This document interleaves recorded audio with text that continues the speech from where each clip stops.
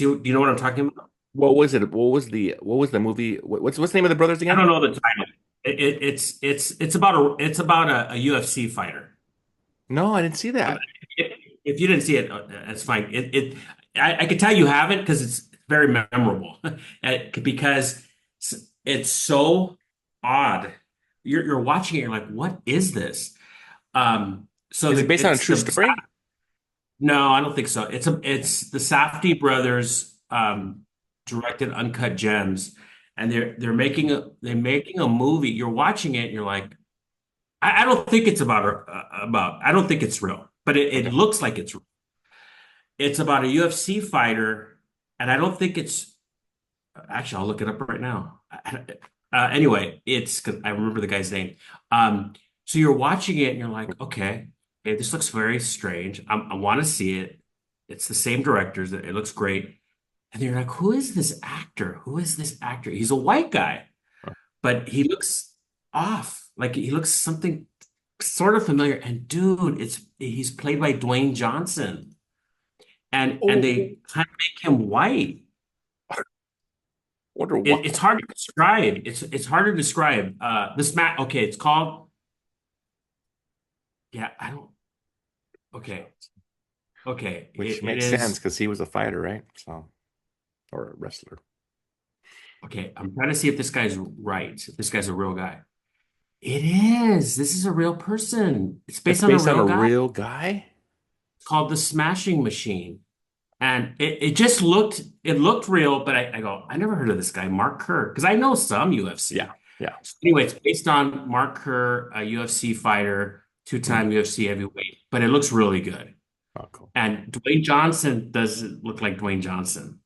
He I, looks I, he's like I I wonder why they did it. I guess because he was playing a white character. I guess that's why they did that. But that sometimes looks a little creepy, though, doesn't it? I mean, I haven't seen it. I he haven't look seen it, so they changed him somehow. okay, You'll see what I mean. But that looks good. okay, cool. We have to deal with him, should he choose to accept.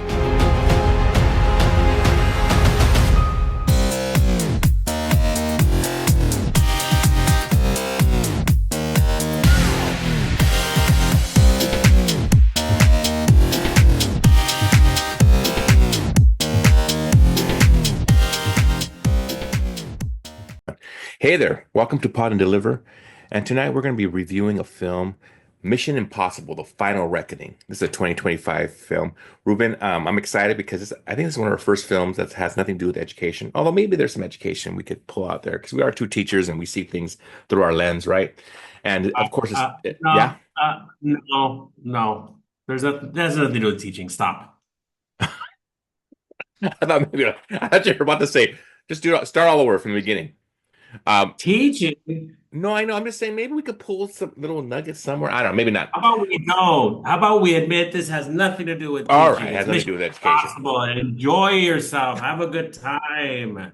You know what, Rube? That's fair. It's a That's fair. movie. All right, that's fair. It's fair. I want to say this. I did have a good time, and I looked at it more of like a popcorn movie. I'm not saying this is a great cinematic masterpiece regarding the dialogue. I was there to watch Tom Cruise almost die like 5 or 6 times in the film, right? That's why I wa watch these films. I don't watch them for the dialogue. And to be fair, though, not fair, but to be honest, this film had probably more dialogue than any of the other films. This film ran almost 3 hours, Ruben, right? And I would say most of the action scenes happen towards the end of the film, which makes sense. I personally wish it was a little shorter. It wasn't my favorite of all the films of the Mission Impossible films. I do want to go back and look at all 8 of them, you know. But this film sees Ethan, who is the title character, right?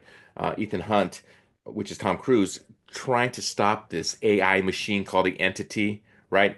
And this is part two of another one that was, I guess it came out about 2 years ago.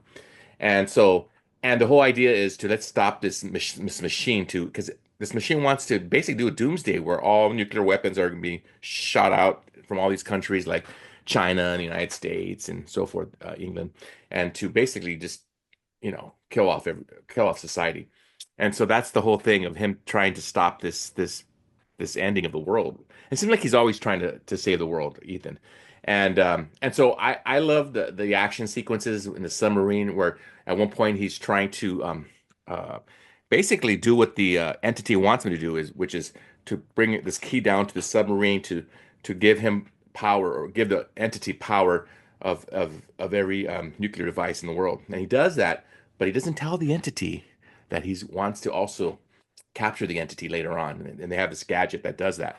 So I don't want to spoil the whole thing, but I will say maybe I did spoil more than I should have, Ruben. But I did like like I said, I did like the action sequences. I followed this character through all 8 films. I've seen every single one of them. I enjoy it. And one fun thing about this movie too, Ruben, is throughout the film you see some clips of past Mission Impossible movies. A couple of things get revealed, which I'm not going to share here. I'm not going to spoil the film here regarding those little tidbits that are revealed. But Ruben, I liked it. How about you? How do you feel about this film? Jacob, is there any circumstance by which a person could be holding on underneath an airplane, a Cessna, and climb as somebody's flying it, climb up to the top, knock that person out, take over the flying, then chase another man who's flying another Cessna and kind of get close to that Cessna and climb onto that other Cessna to the top and then just bring the plane to the ground. Is there a Only circumstance only Ethan seem Hunt. feasible? No, only So, only Tom so Cruise somebody as Ethan can. Hunt. So Ethan Hunt can. Okay. Yeah, only him. Obviously, you have to just enjoy these type of things, and I do. I agree with you that it's overly long. I'm very impressed that you could follow this plot. This is very, very impressive, Jacob. I know we fight and No, bicker, but I am impressed. I bow down to you that you were able to follow this.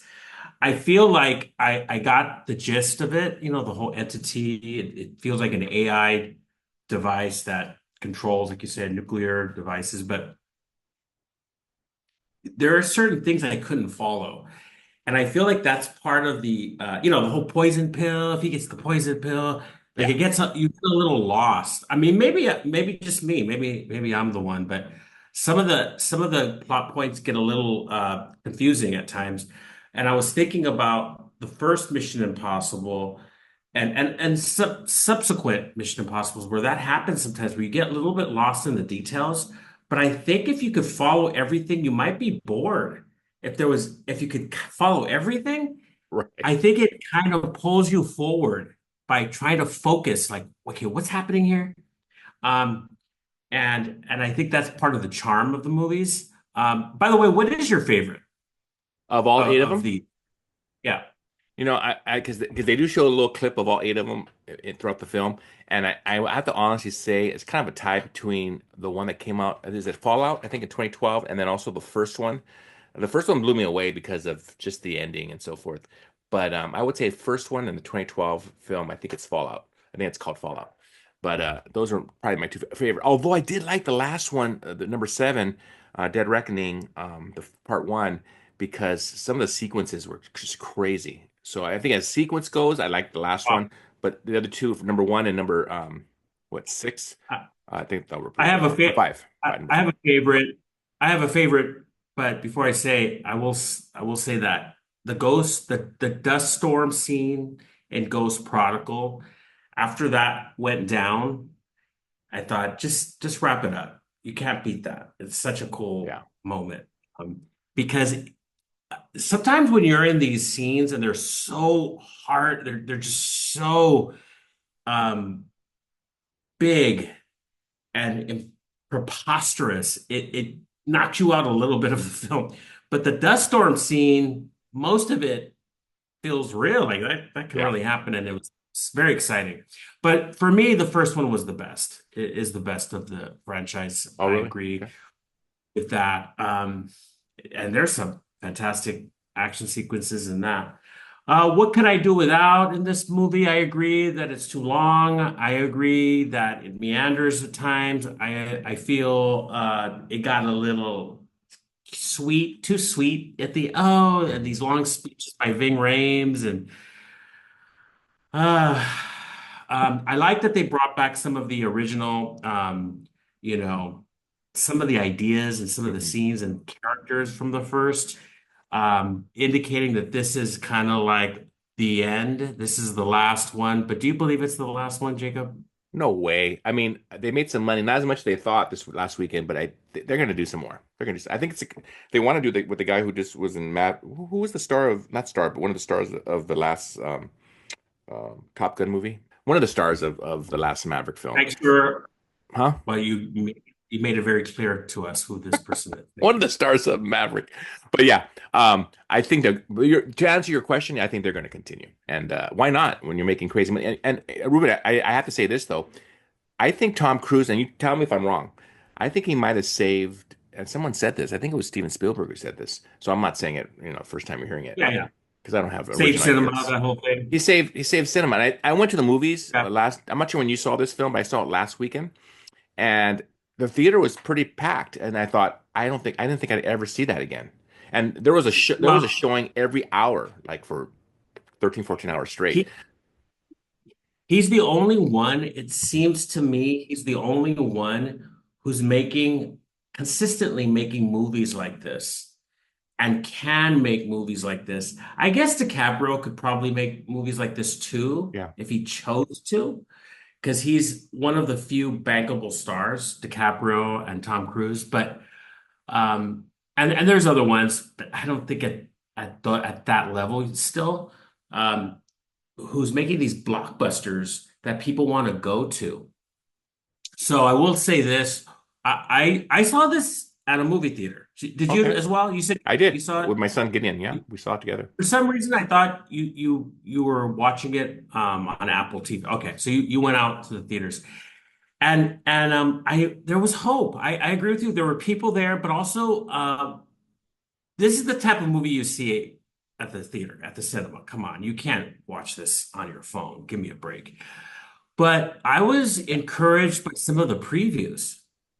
So I was discouraged too. There were some movies that look terrible that are coming out, including another Marvel Fantastic Four. That looks bad. That looks really bad.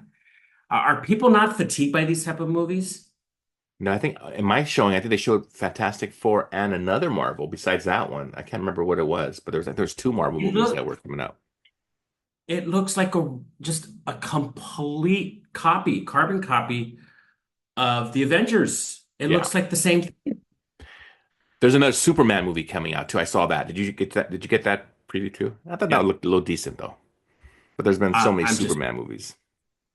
I'm so tired of that.